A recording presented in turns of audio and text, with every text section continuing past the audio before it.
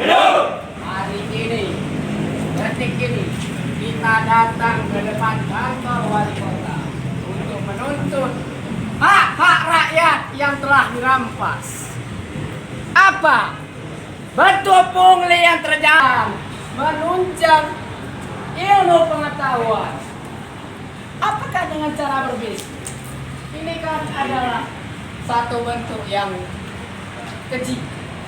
Saya kira keji tidak, teman-teman? Keji tidak?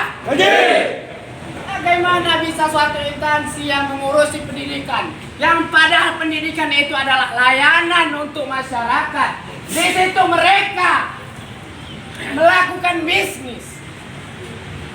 Apa dengan mereka? Apakah mereka tutup mata, tutup telinga? Di mana rasa kemanusiaan mereka? Mereka meraih untung dari masyarakat. Jadi siapa yang mengambil keputusan setiap ada rapat paripurna, setiap ada keputusan kelas?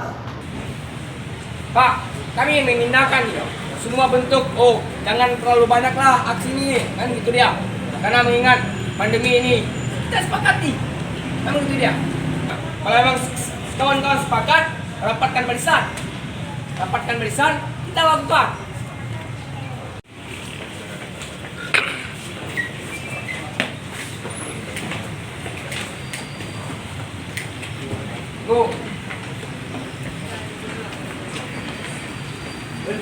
Jadi setelah kita melihat fenomena yang terjadi di lapangan, kita mencoba untuk melakukan konsultasi. Kemudian ada beberapa tuntutan yang lahir. Ada 5 tuntutan yang lahir. Jadi tuntutan yang pertama itu meminta kepada Wali Kota Sungai untuk melakukan mutasi terhadap Kepala Dinas Pendidikan saat ini. Yang kedua, segera lakukan mutasi di Sapsara terhadap kepala sekolah yang telah mempraktekkan perbuatan yang dilanggar dalam Undang-Undang 22 tahun 2021 tersebut. Yang ketiga, meminta Wali Kota Teluk Sungai untuk segera melakukan evaluasi terhadap tenaga pendidik yang tidak bermartabat dan tidak menunjukkan nilai-nilai ilmu pengetahuan sebagai tempat atau sarana proses belajar mengajar. Dan kemudian yang keempat, meminta Kejaksaan Negeri Teluk Sungai untuk segera mengusut tuntas praktek tersebut. Artinya apa? Praktek pungli liar terhadap anak-anak sekolah dasar di Kota Teluk Sungai. Yang kelima, kita juga mendesak Wali Kota dan juga seluruh elemen untuk segera stop liberalisasi pendidikan. Jadi itu 5 poin kami. Bisa dijelaskan detailnya pungli apa yang dilakukan? Jadi sesuai dengan undang-undang yang telah ditetapkan itu, Permendikbud nomor 8 tahun 2016 dan ditetapkan pada 3 Maret tahun 2016 bahwasanya kurikulum LKS itu tidak lagi diberlakukan untuk diedarkan di sekolah. Nah, kemudian hari ini masih menjadi bahan acuan untuk menyerapkan uang membeli kekayaan, kan begitu dia. Jadi penjualan LKS yang menjadi persoalan seksi hari ini.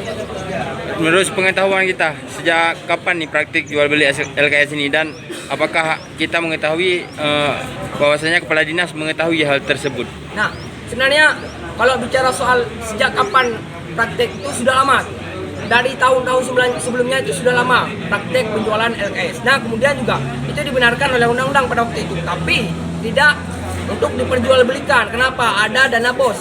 Nah, kemudian hari ini masih juga berlaku, padahal LKS itu sudah dicabut undang-undangnya, sudah dicabut untuk diberlakukan, masih juga diperjualbelikan. Berarti menurut kita ada oknum nih yang mencari keberuntungan nih. Ada oknum. Saya berpikir ini apa? Jelas disebutkan itu Kabid Disdak itu mengakui bahwasanya ada pungli.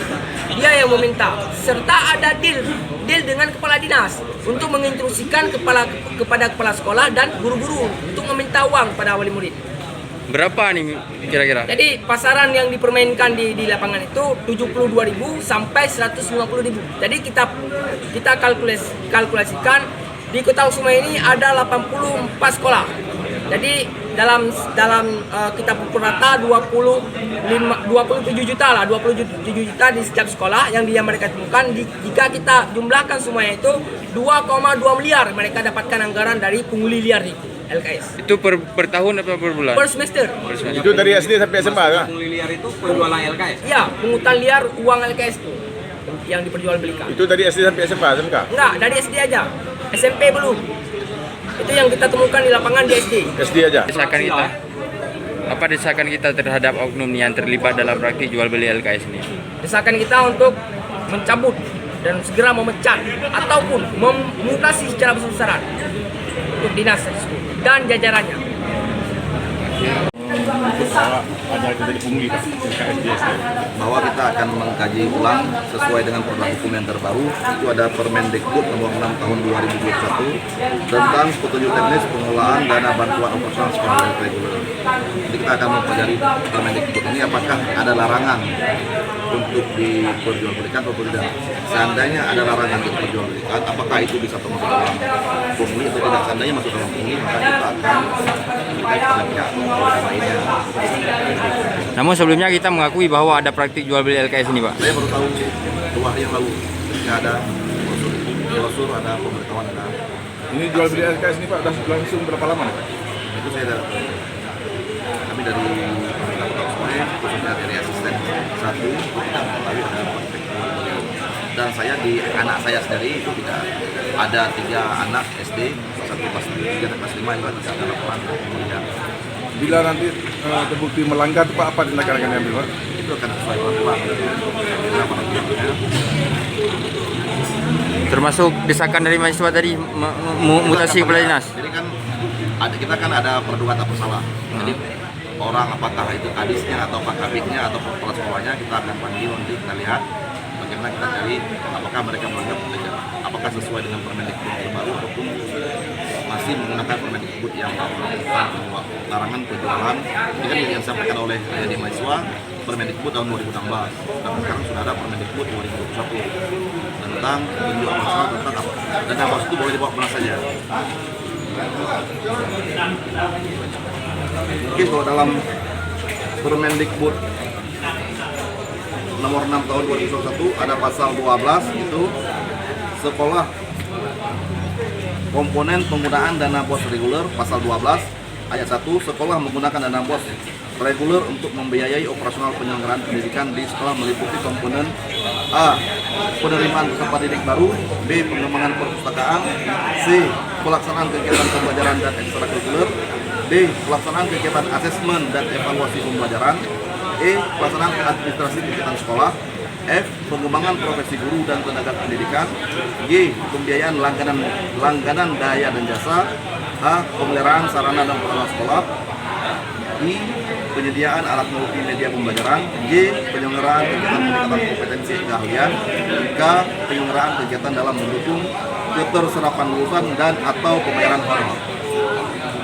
Memang tidak secara nyata disebutkan bahwa dilarang untuk memperjualbelikan LKS. Namun kan kita kan belum baca pasal-pasal lainnya yang ada apakah ada disebutkan atau tidak.